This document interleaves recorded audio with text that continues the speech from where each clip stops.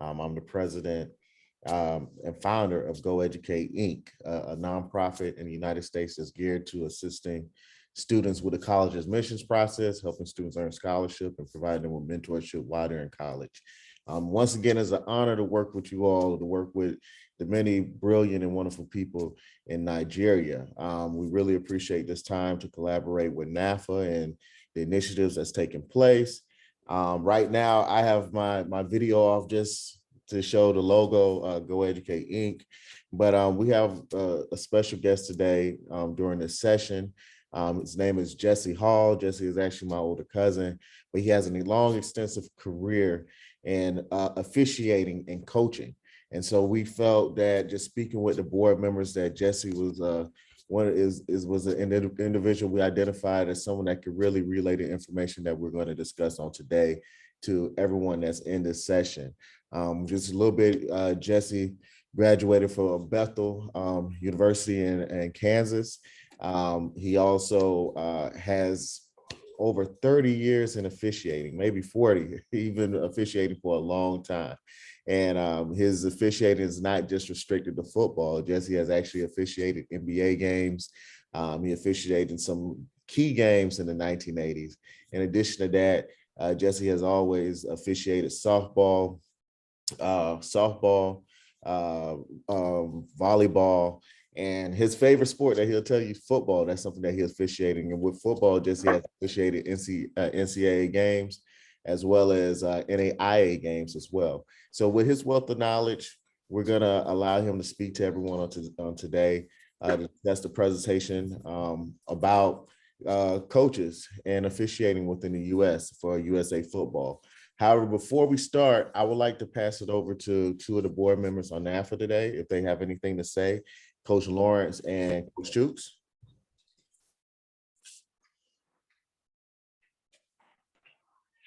Did you?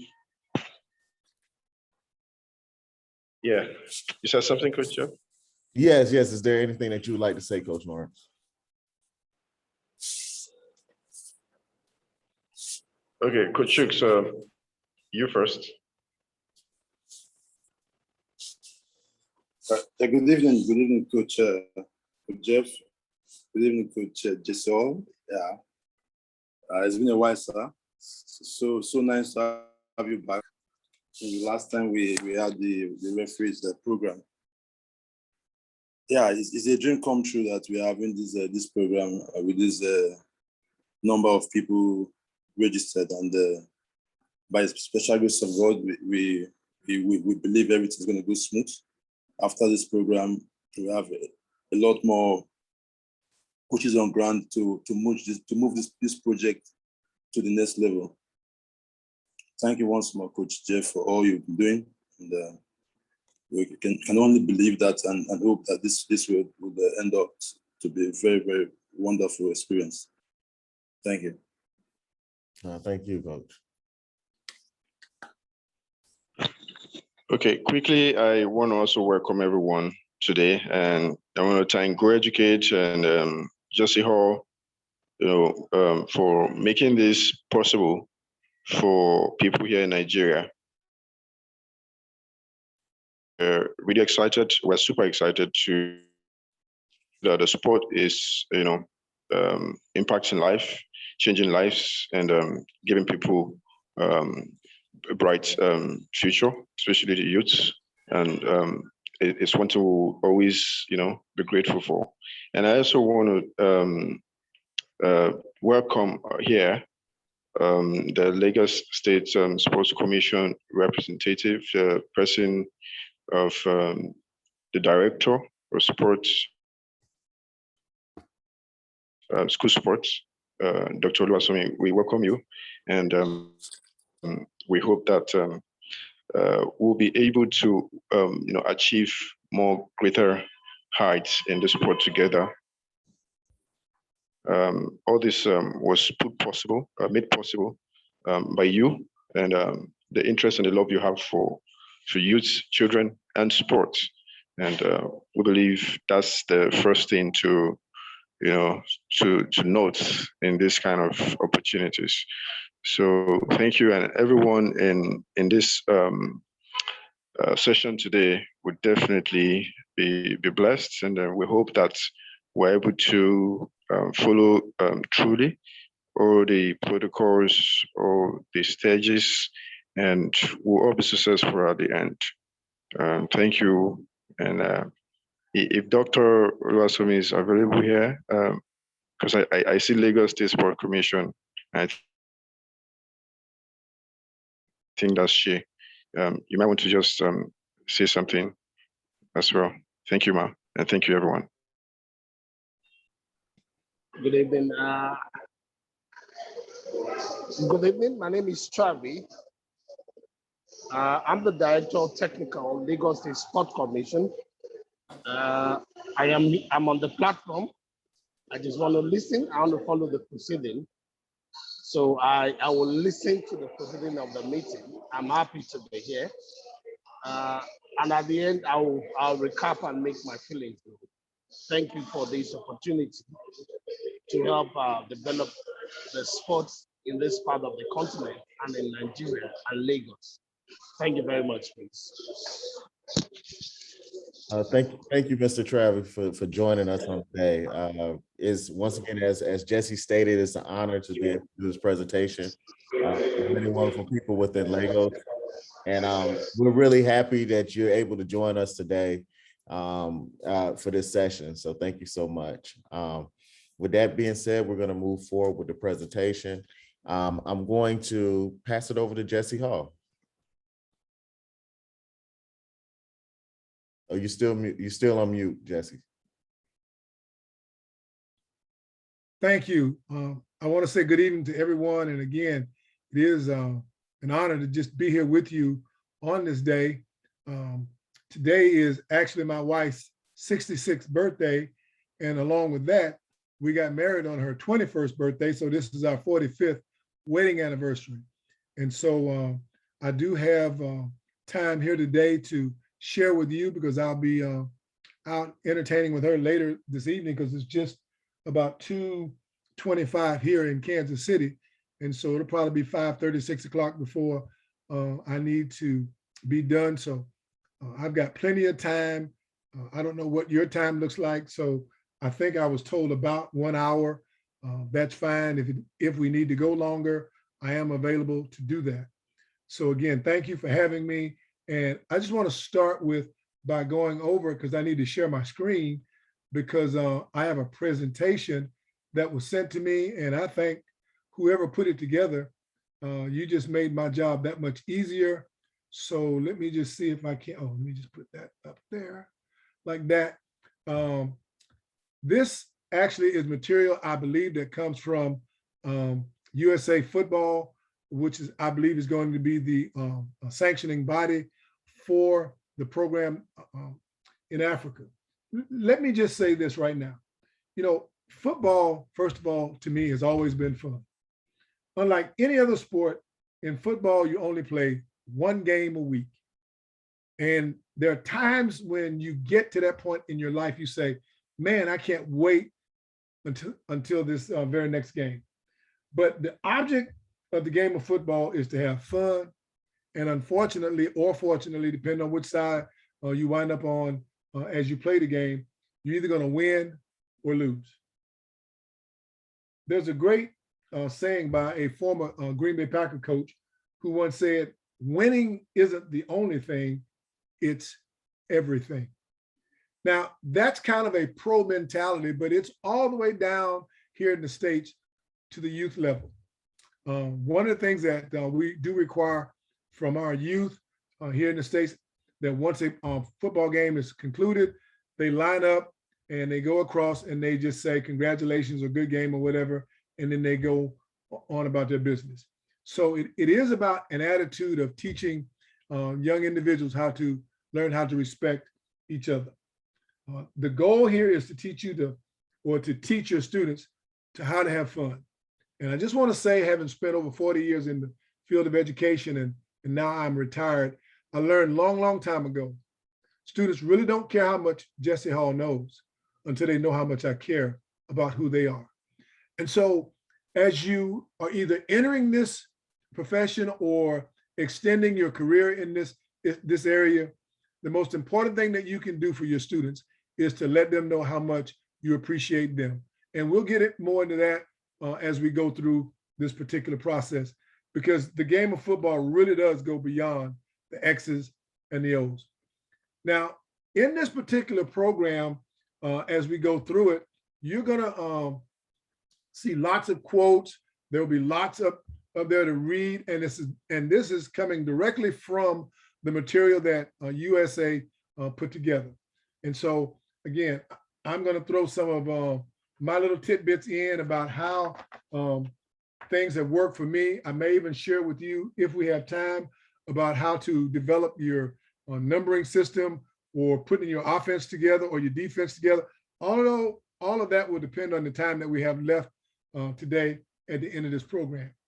So let me just see if I can just kind of move this thing along, because there are 60 different slides, and I want to get an opportunity to cover each and every one as briefly, but also make sure that you at least have a clear understanding of what I'm trying to say. Again, the most important thing for every young man or woman to learn and develop is a great work skill or ethic by applying what I call the 3 Ds of life. That's desire, determination, and discipline. Those are some of the things that throughout this program that I want you to be able to share with your young people as you bring them in and as you start your building the winning football tradition, or however else you want to do this thing. But I want you to remember that it is important that the students understand one thing: sportsmanship is the #1 priority as you build your program. There will be times when things get tough in life and individuals must learn how to control themselves. These are the kind of things that you will be teaching as you go through this process of coaching young people. And so, just to kind of give you some of what I grew up hearing as I entered the game of football over 50 years ago. We learned a long time ago. One of our coaches told us, he said, "Son, you want to know what makes the grass grow green?" And we all kind of looked at him, and he said, "It's somebody else's blood that makes this grass grow green." And I mean, that might sound just a little bit cold, but I'm gonna break it down even further for you. See, people say that, football is a contact sport. I disagree with that. Basketball is a contact sport. Football is a collision sport. And when it's played the way the rules are designed for it to be played, it is an outstanding game. And that's where the game officials and the coaches and the parents and the school administrators, the sponsors, and everybody else come into play. Yes, winning is important, but we must always stress how important it is for great sportsmanship. Here's the table of content of all of the different chapters, or all the different information that's actually being covered. As you see, just to go over a few: building a championship football program, developing a quality staff, developing team chemistry, selecting team captains, motivating different types of athletes. Let me just keep going here. Let's move down. Over in chapter 9 and 10, we get into managing time, developing your own coaching style. It just goes on and on and on and on, because there are approximately 19 chapters in the outline that you'll be studying so that you can become certified. Again, Tom Osborne, a former coach at the University of Nebraska, who used to give my favorite team, University of Miami Hurricanes, fit back in the day, but he once said, with the right preparation, anything is possible. He's talking right now to coaches, players, and all those that are involved with this great game of football. Let me just throw in 2 things that I've always tried to teach my young people from the very first day. One of those things is that we have to understand that as we teach the game of football, there are 2 to me, very important pieces. One of them is called alignment, and the second one is called assignment. The alignment, to me, is the key when you're teaching young people about the game of football. You have to get them in the right spot so that they can carry out the assignments that you're going to require them throughout that football game. And so you will hear me throw my little tidbits in there as we go through this, but alignment and assignment goes right along with the planning and the preparation. But the planning and the preparation is mostly directed toward the coaches and the staff that you have. But it's my understanding that there are some organizations that's just getting started. And so I want to kind of help that group that might just be getting started. And then I'll try and catch up for those of you who might be just a little bit more advanced. First of all, I want to say to NAFA, thank you guys for just having the organizational structure set up so that the Nigerian American Football Association is available to the folks in your country, which is to me, a tremendous advantage because now you have a source or a resource that can be beneficial to each and everyone that's going to be a part of the NAFA association. But the other thing that I want to kind of touch on as I look at this, because one of the things that this book has stressed over and over again, it's called, building your program from basically the ground up, which means that you've got to set up programs that will help develop younger players. Here in the States now, kids start playing football as young as 6 years of age. Personally, I don't like that young of a group. I believe that a kid needs to be about 9, maybe even 10. That way they kind of sort of know some of the basics. They kind of develop some of that muscle skill. And again, I'm not a doctor, so I'm not going to get off into that area that much, but the attention span, having refereed football for flag football for a number of years, I've done tackle football as young as 7 or 8 years of age. I coached my very first football group that I coached actually was a group of high school girls playing what we call back in that day powder puff football.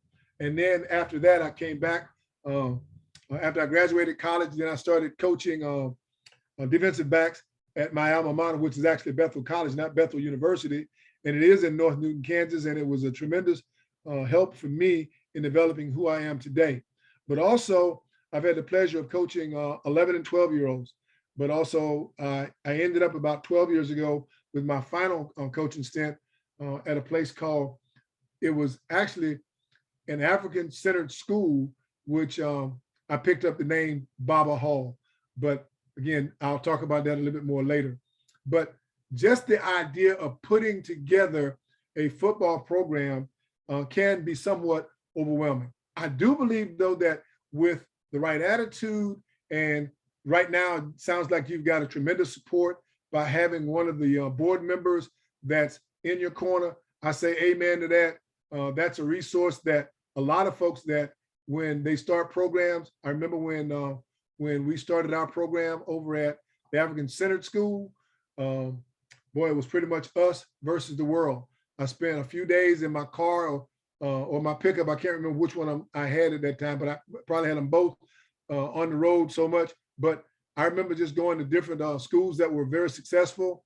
I knew they had equipment that was just sitting outside in the rain. And because we were starting a brand new program, basically I just went and said, hey, look, if you guys aren't going to use this equipment, first I'm going to ask you, can you either donate it or give it to us so that we can get it in a good working order, because we do want to start this football program. That process actually took place 6 months prior to the football season starting. And by the time the football season started, we had ourselves a 7-man sled that we did not have to pay for. We had a 2-man sled. We had a bunch of tackling dummies, which that might sound like, okay.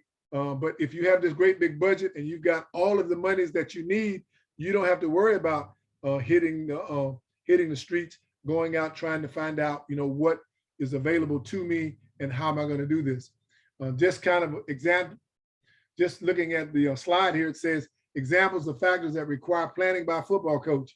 One of them is going to be staff responsibilities, your facilities, again, your practice, your budget, the conditioning part, just being able to deal with daily conflicts, especially when you're dealing with youth, whether it's youth football or with this junior high school, middle school football, high school football, clear through the National Football League.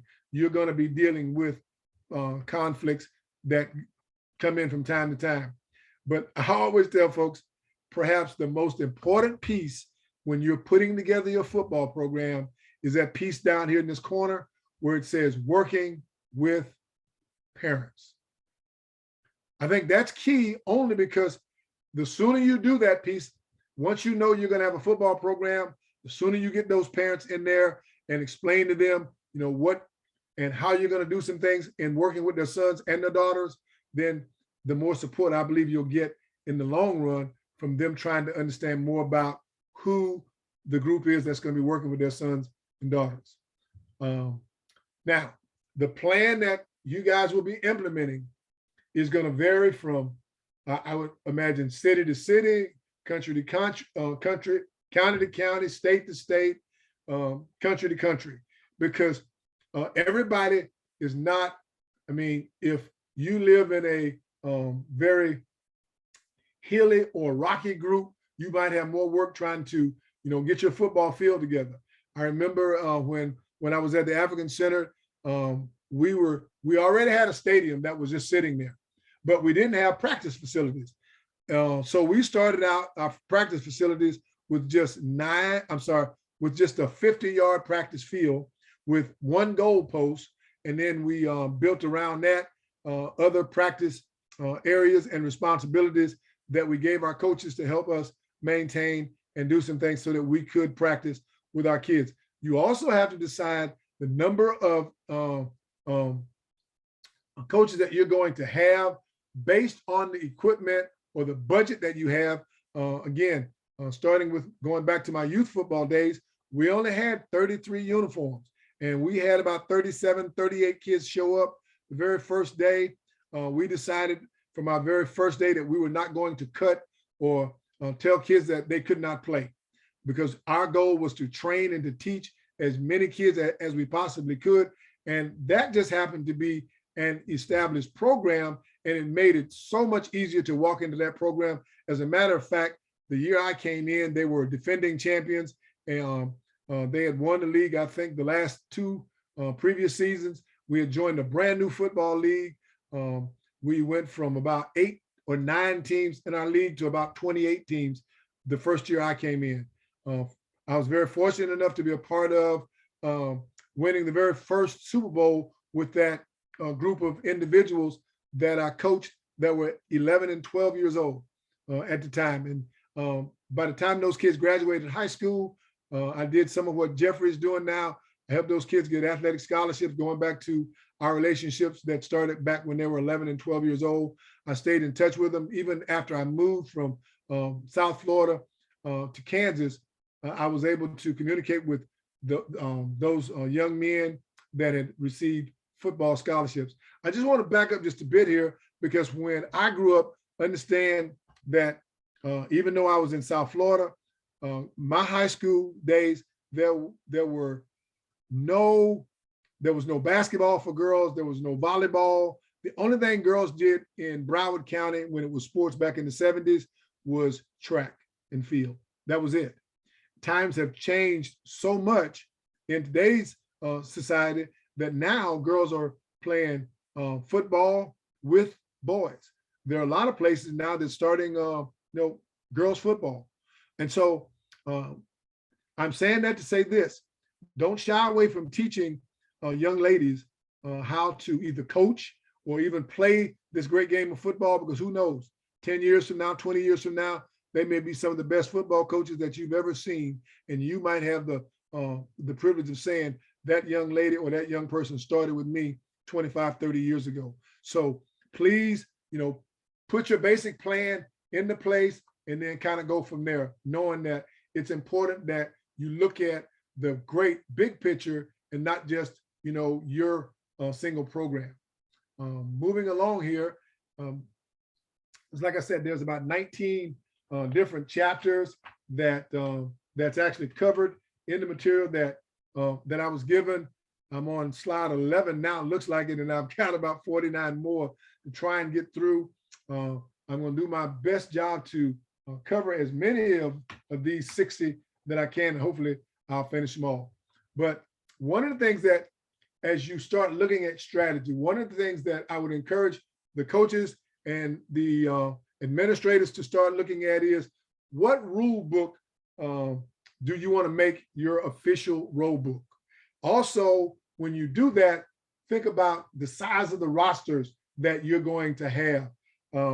Talk about your preseason and you know how that practice session is going to lead you to your regular season or your fall season or spring season or whatever season you're going to have that kind of goes along with whatever else you're doing. Now, I see NAFA being in a position to say, you know, you will deal with issues such as team formation, the rules, the budgets, the schedules, game management, and playing facilities, just to name a few of those areas that might be key for the overall or the governing body to look at. And we can talk about that more once we get into what I would call more one-on-one sessions, so that everybody is kind of hearing what everybody else is saying. And so we can make sure that we're covering those areas that need to be covered, so that we're all basically, as the choir director used to say, everybody's singing from the same sheet of music. But also, once you've kind of looked at some of those basic things, and especially with youth football, you want to start looking at age requirements. I know here in the States, we've pretty much gone with the standard 10, 11 age group, 12, 13, 14, 15, sometimes as high as 16 with that group. And then sometimes we'll go back and go 15, 16, 17-year-olds in a group. But then when they hit the 18, 19, 20, 21 group, now what I've basically done is started with what we do here in the US.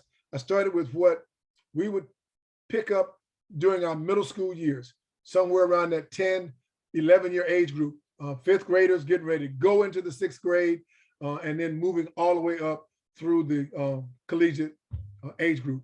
And so it's important that all of those different kinds of things are looked at as you're putting together the different strategies that you want to come about, how you're going to do that. Also talk about how the head coach, and one of the things that I learned very early on was when I became athletic director, I had a person that I had in mind that I wanted to make my head football coach. Well, the guy that was my boss didn't see things the way I saw them early on. And so he decided that he had somebody that he wanted to become a head football coach. And fortunate enough for me, I didn't like it at first, because myself and the head coach that he had picked to be the head coach, I was the athletic director, he was the head coach. And I didn't like the idea that I didn't get to hire him, but that's a whole nother story. I don't want to get into the negative side of that. I want to talk about the positive side. The positive side was that because we really started out not liking each other, but we respected each other, and we respected what each other had to do. And so it didn't take us long to realize that really we were on the same team. And as long as we understood that we were going to stay in what we call our own lane, I took care of the budgeting, I took care of the scheduling of the buses, I took care of buying the equipment. He had input in every piece of that. He would tell me when it came time for us to order the buses so that we could get to our game. He would always tell me, Coach, we need to be at this place 1 hour and 30 minutes before game time. So that means I want to be on that school bus. If it's an hour trip, I want that school bus to pick us up 90 minutes before the 90 minutes I want to be on the football field. Because that way, if something happens, then we've got time to maybe get another bus there, or whatever we need to do to make sure that we've got enough time to do what we need to do and make sure that everything is set up. Everybody had their own responsibilities. Somebody was responsible for every kid, making sure that every kid had their helmet. Somebody was responsible for making sure everybody had their mouthpiece. Everybody had their shoulder pads. Just everything that we needed as a football team, that stuff was delegated down to even what we call ball boys, ball girls, or people that were just a part of the staff. And all of that is very, very important as we go through this process, and then you will see how it's actually done here.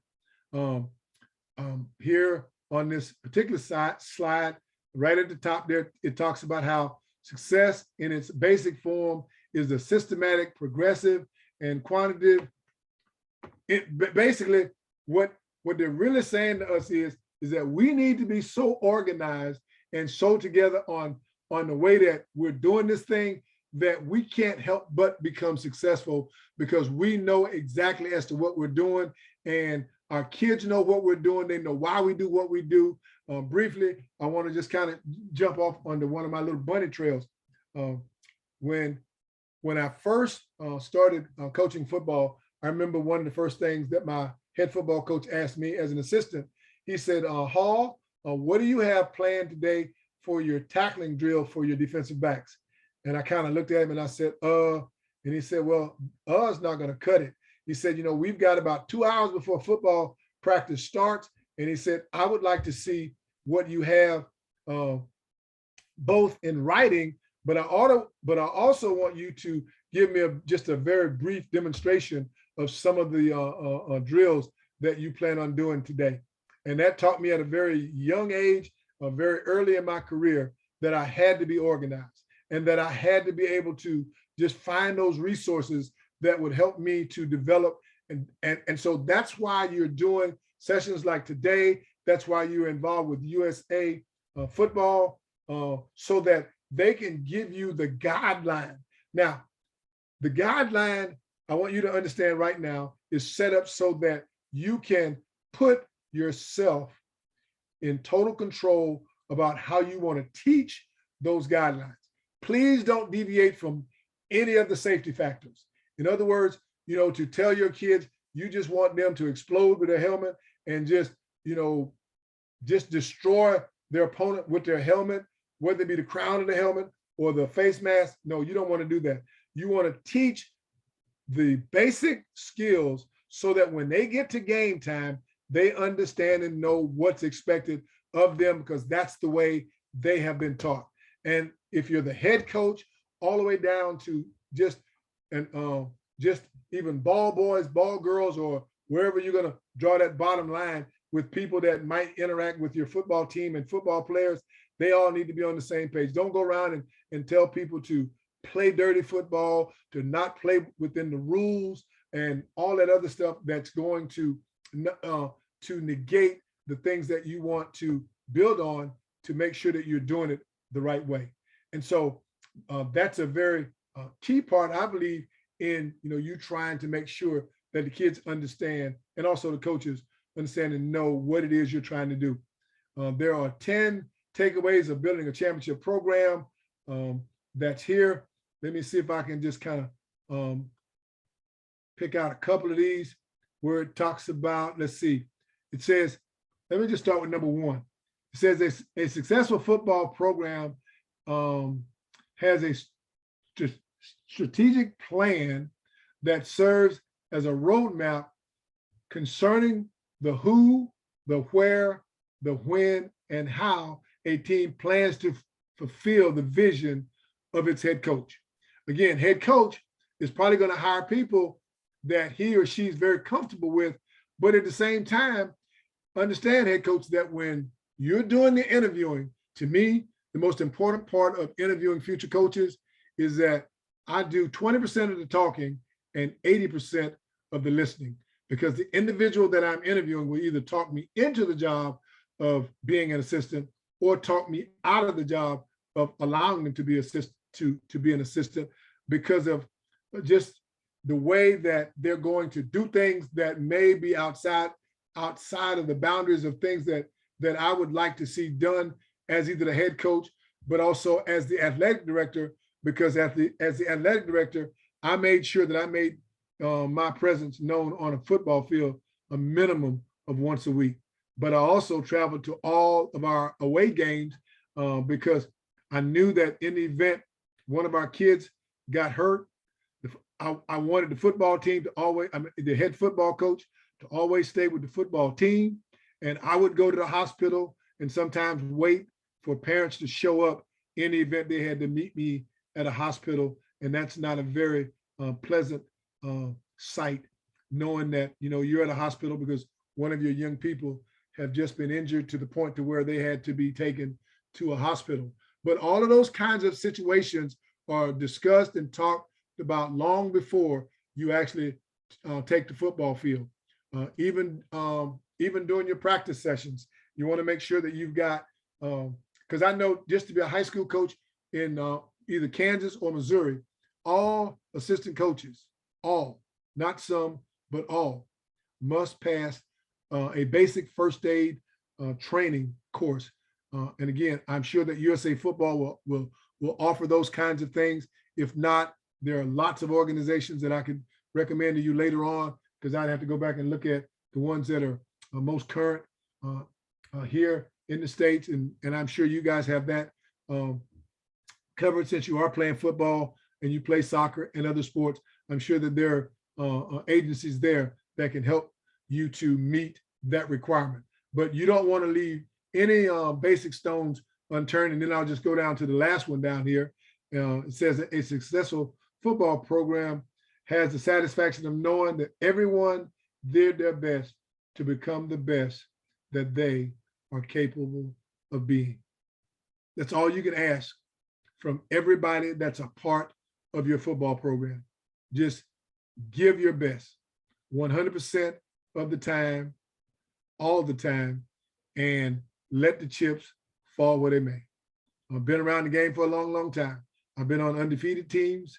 Unfortunately, I had the pleasure of one season of being on a team that we did not win a single game. Matter of fact, it was my freshman year in college.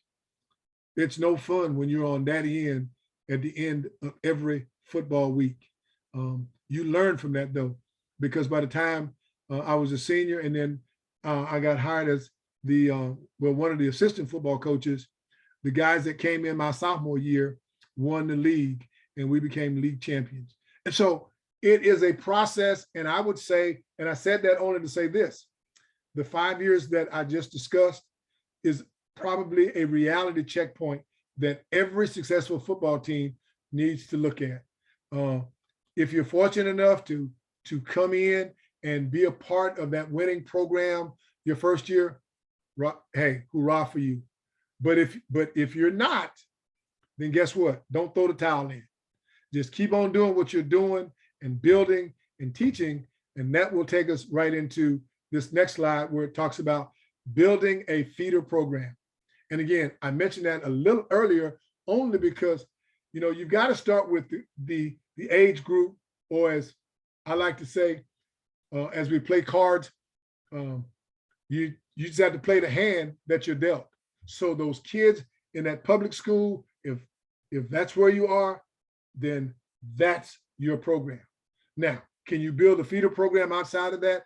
Absolutely. Or if you're in a small college and or a prep school, and you know you want to make sure that you've got a system already into place that you can kind of go around and look at what Coach Bear Bryant says. He says, remember, you can make good chickens. He said you can't make good chicken salad without good chicken. Well, my granddaddy used to put it another way, and I'm going to give you the clean version. My granddaddy used to say, you can't make good chicken soup out of chicken feathers. Now, I really didn't understand it because I had heard the dirty version first, and I moved on. So anyways, so much for kind of starting your feeder program, but the whole idea there is that you go in and then you put together this program so that the kids that are underneath the level, let's say you're the varsity football coach, coaching those kids that are 14 to say 18 years of age. Then your feeder program is going to be the program that's directly under that. So that's probably going to be those 12, 13-year-olds. That has to be your first building block. The person that you put in that 12 to 13-year-old has to go down and work with the next group from them, which is maybe it could be if you have a junior high program, then you might have a lower or a higher grade from your elementary school, whether it be your 5th, 6th grade that will feed right into your 7th an 8th grade program, which might go into your 9th through your 12th year program. But basically, all I'm saying to you is that you've got to go back at some point and start teaching individuals that are younger than the ones that you're currently working with if you expect to have a successful program. And so with that being said, let's look and see here again, there's a table that I'm going to go to right now. It says factors that can affect the efforts to build a feeder system. Again, if the high school coach is saying, look, all I want to do is work with the high school kids, you know, that's a very great thought. But then you need to look beyond that and say, nope, you know, we've got to go beyond that.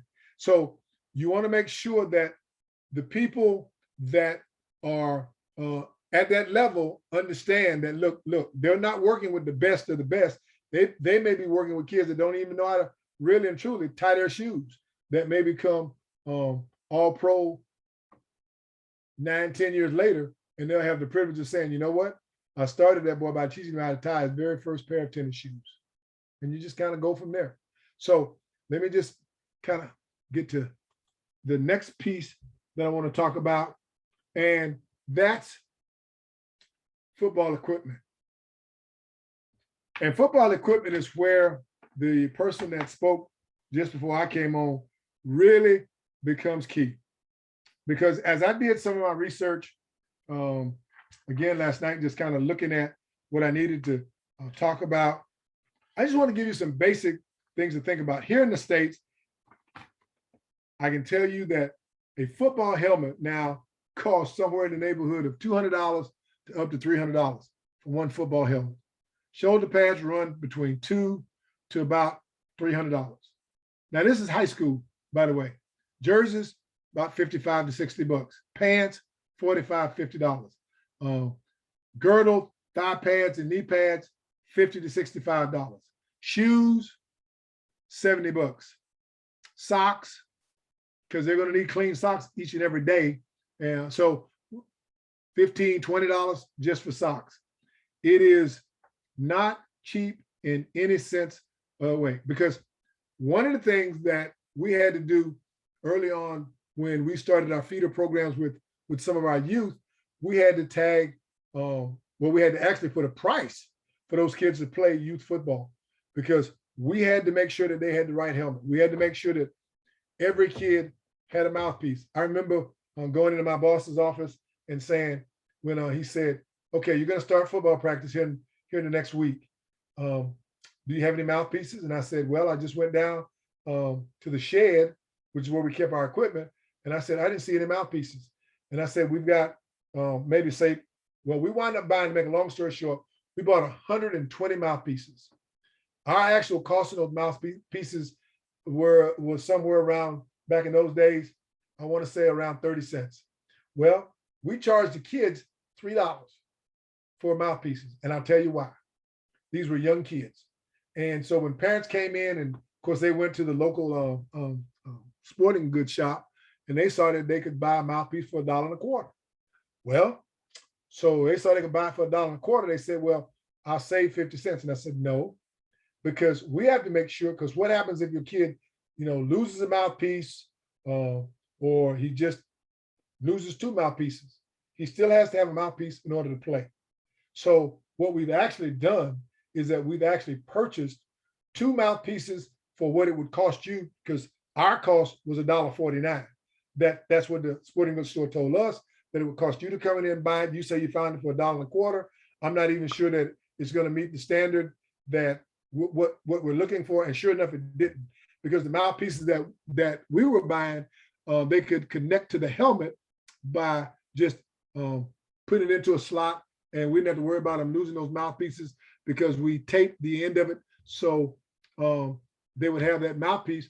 And generally speaking, most of our kids only went through 1 mouthpiece a year. So after a couple of years, we had extra mouthpieces.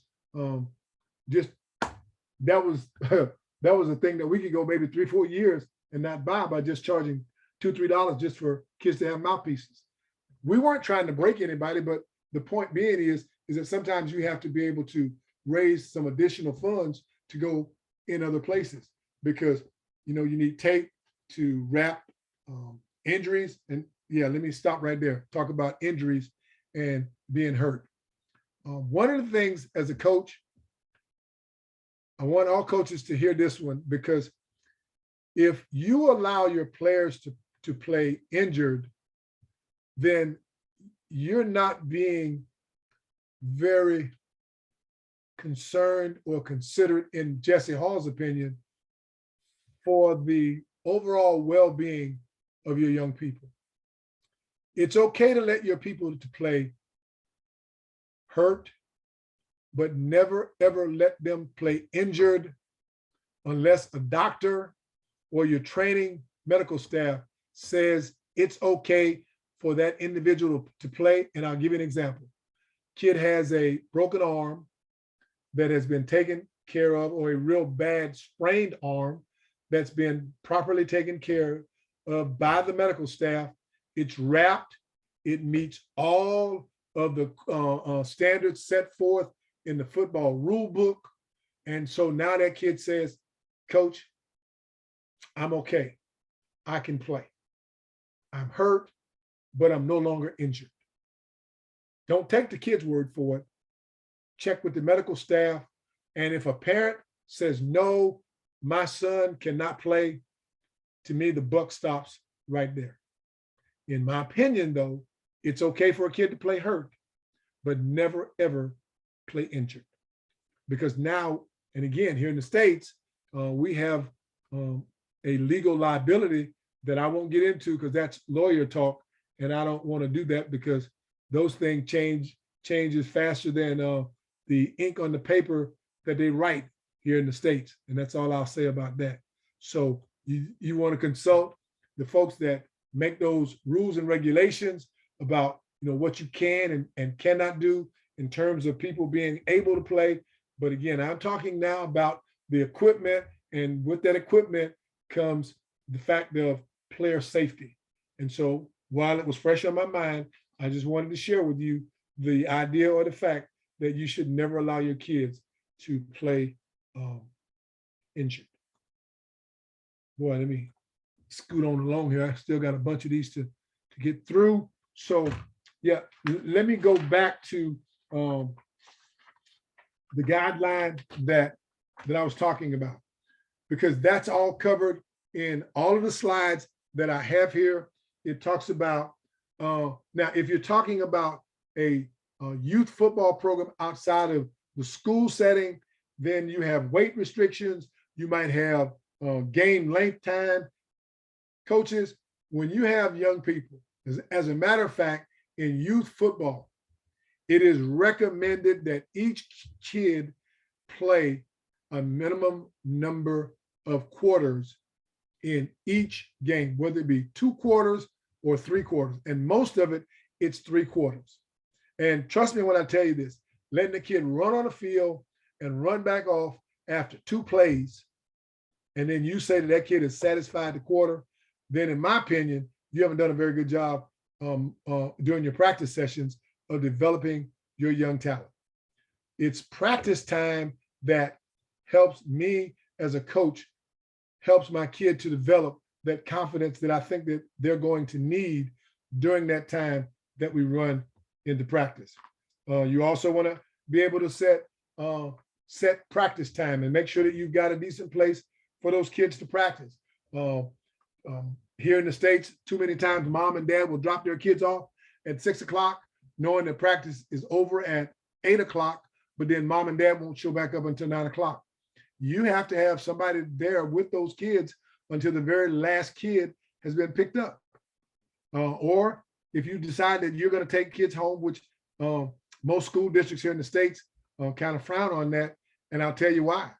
Because if you have an accident over here in the States, taking kids to and from practice, then that liability falls back on your shoulder.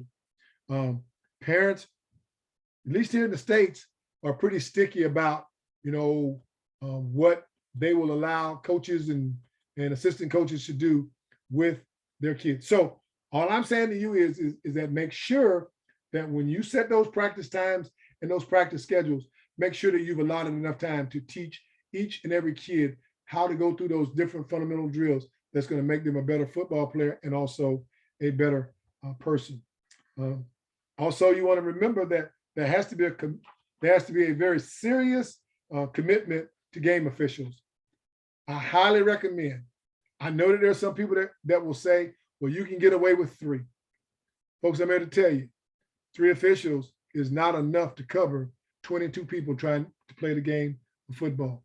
In my opinion, you need 4 officials. And that's all I'm going to say about that today, because I know I'll get a chance to talk about that even more.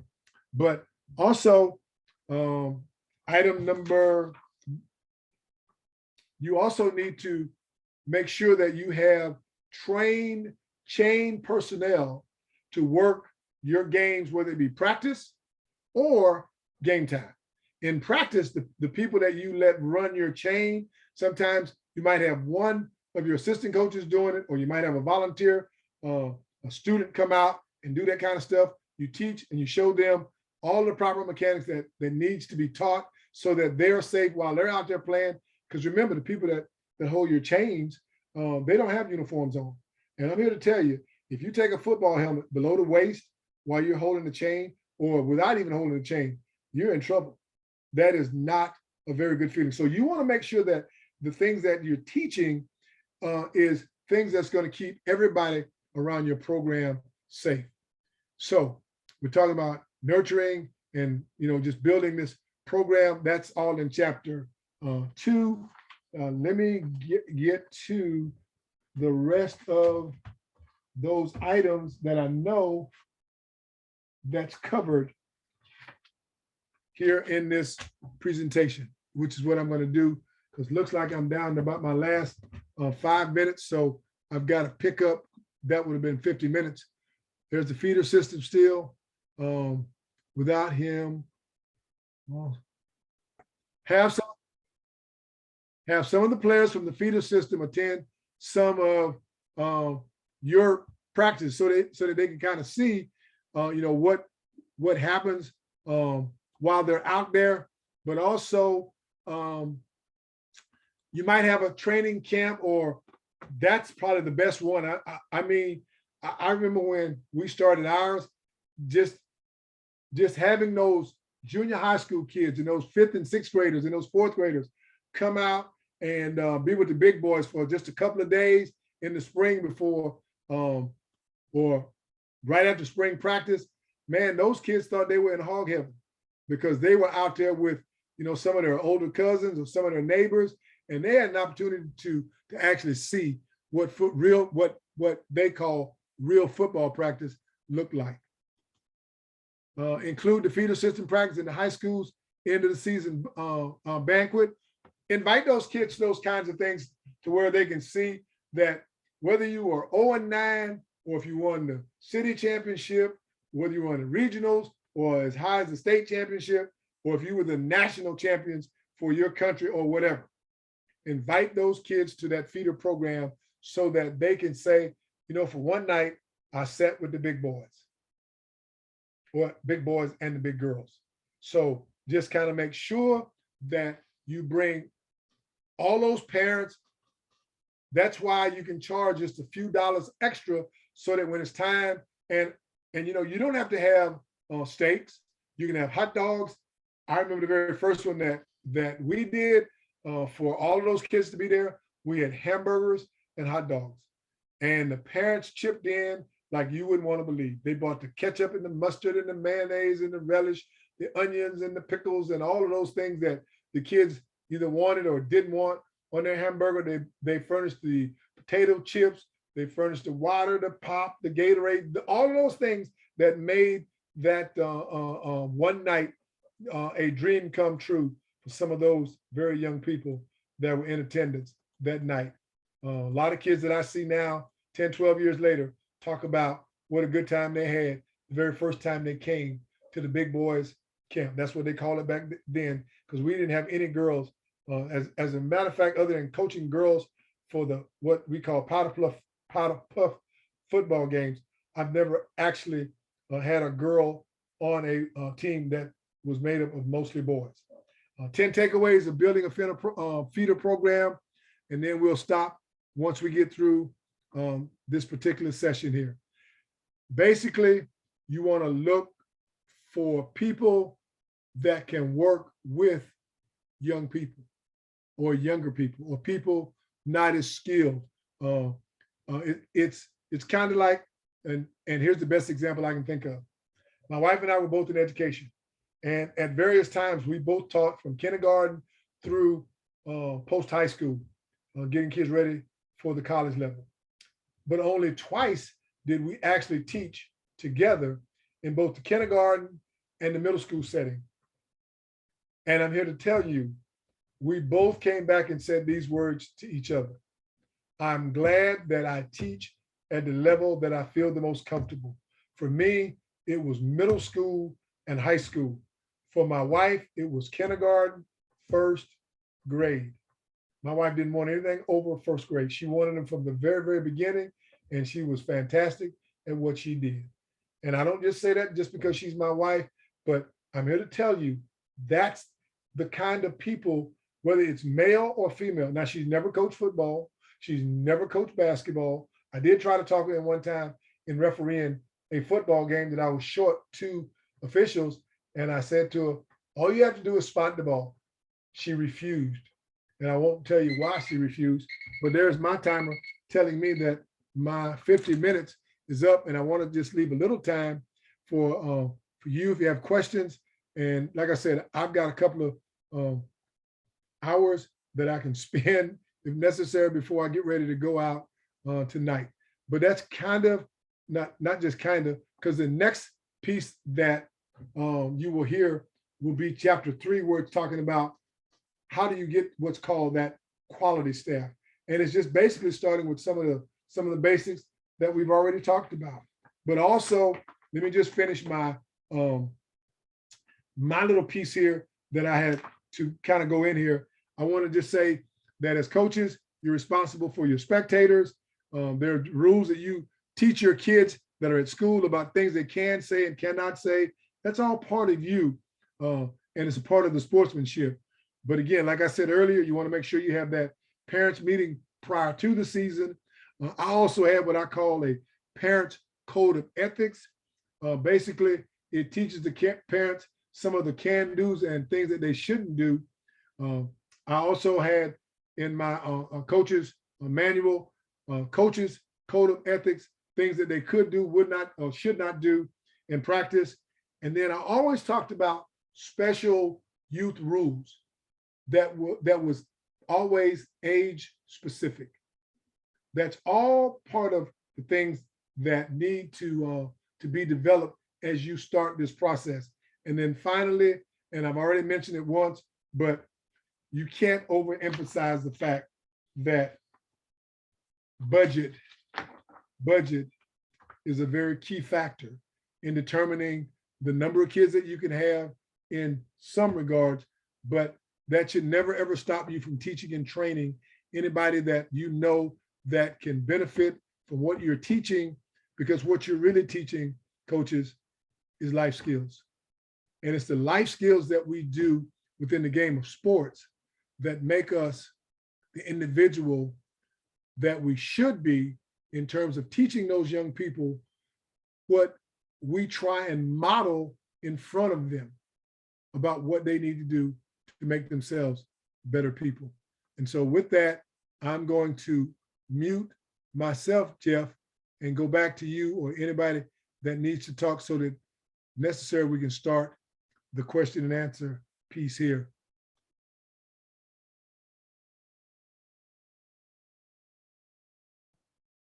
All right, thank you once again, Jesse.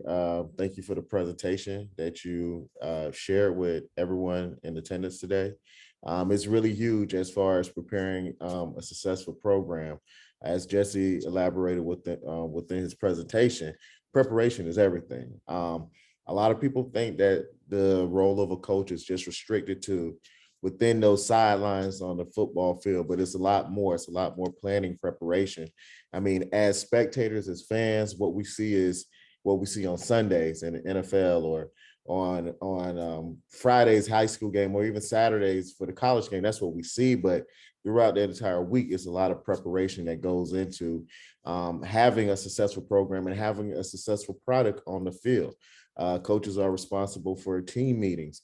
They're responsible for the development of their athletes. They're responsible for the team logistics.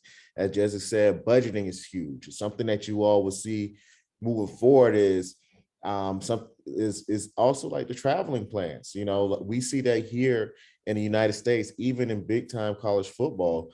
Sometimes schools may prefer to stay in a particular conference because distance wise, traveling wise, is a lot cheaper to play in a certain region as opposed to just traveling everywhere. So, I mean, all of that is major. I mean, right now we're starting out on the lower amateur level as far as youth and high school football. However, the role of a coach is very expansive. It covers so many ground. And in addition to that, a feeder program is something that will provide like the success for a program as well. In the United States, you know, from where Jesse and I are from, Florida, we have a very strong feeder program. I mean, we from our Little League, our Pop Warners, where kids are playing as young as 4 years old. They're playing tackle football at the age of 4. And so for many of these students, they develop by the time they're 18, they're developing into these experienced and tremendous athletes that they go, you know, once they turn 15 and leave or 14 and they leave playing the Little League or Pop Warner, they go and play high school football and they develop there. And then for many of these kids, if they're really talented, they get scholarships to college. And for many colleges, they develop a relationship with certain high schools, and that also contributes to a feeder program.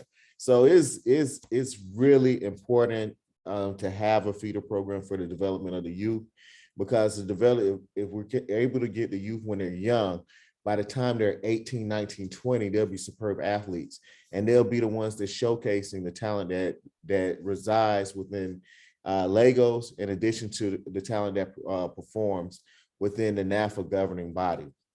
So thank you once again, Jesse, for your presentation. Thank you for everyone in attendance. I see, Jesse, you have your hand up, and then we're going to go after this. We have a few people that have a few questions for you. So everyone who has a question, please put it in the chat so Jesse can get to your question. And here's a question. It says specifically for a community football coaching, what age will you advise to look out for? Age range. Again, my own personal and this is in some of my written material, and I'm willing to share that with Jeff, and he can share that stuff with you guys. But to answer that question, 10 years old is kind of the ideal age for me, being older and knowing what I think I know, because those kids that are younger than 10 tend to tune out to what you're trying to teach. And so those kids that aren't as skilled, aren't as talented, and all the other factors that are there, those kids tend to wind up hurt or injured in a lot of cases, because when you start talking the tackle football piece, and if you are going to start them younger, you probably want to go 9 and only let the 9 and the younger 10s play flag football. Now, the only setback that I see, it is a great teaching tool to teach kids how to tackle, because in order to play flag football, rather than two-hand touch or just touch, if you don't have the budget, touch does not teach kids how to tackle. Flag football will, because now you have to go down and you're in an area that I think is key in teaching young people how to break down and pull that flag. And there's a way that you teach that we can talk about in at some other time. But I would say no younger than about 9, but for me, 10 would be the ideal age. Thank you, Jesse. Does anyone else has any questions? Jesse's here to answer any of your questions. Please put it in the chat. Does anyone has any questions?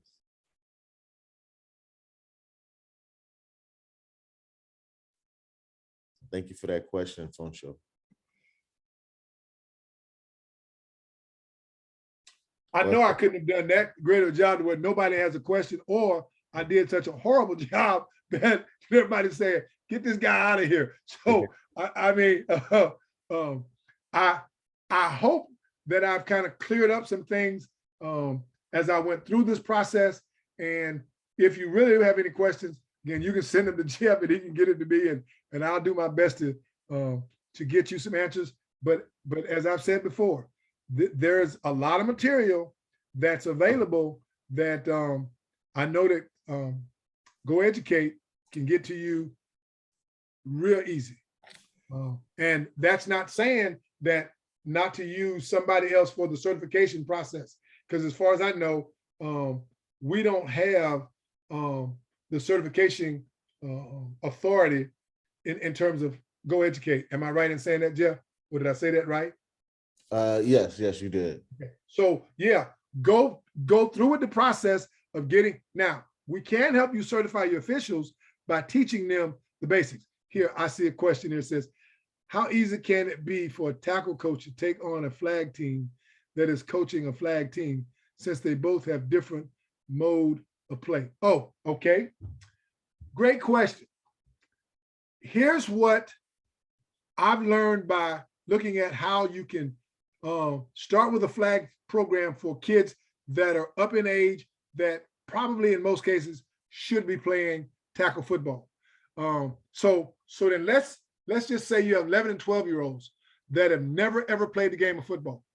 Okay, so you take those 11 and 12-year-olds, you put them on a 6-on-6 or a 7-on-7 flag football field. And what you're going to have to do is, you see, in order for kids to learn how to tackle properly, the first thing that I learned many years ago is that you teach them how to tackle air. And I know that sounds crazy, because I did when I first heard it. But until you actually go through the process and you think about it in your mind, because as you tackle the air, you're reaching and you're grabbing. There's this process that takes place. That's what happens when you're teaching these kids to reach and grab that flag. They break down, or they're in front of an individual. Sometimes they may be off to the side, but they've got this target in their sight that they're reaching for, and that helps them to take that flag off of that young man's or that young person's hip, off the back of their hip, or in the front, because we make sure that people have flags in 3 places, on both sides and in the rear. And there's absolutely no spinning. And now this takes away from the really gifted athletes, because there's no spinning, because there's no flag in the front. That's why we don't allow them to spin. And that's why I say we want to get into just how do you make this thing a reality when you're trying to teach it, as long as we all understand that's what we're trying to do. Did a great job. Okay, thank you. Concept of the teacher program. Okay. There's a question that just basically says, well, thank you guys. Man, I'm gonna tell my wife this. Said I did a great job. Thank you guys. All right, due to the fact that American football is quite new to kids. Yes. Thank you, Jesse. It seems like there's not too many questions being asked on today. So what we're gonna do, we're gonna go straight to the survey.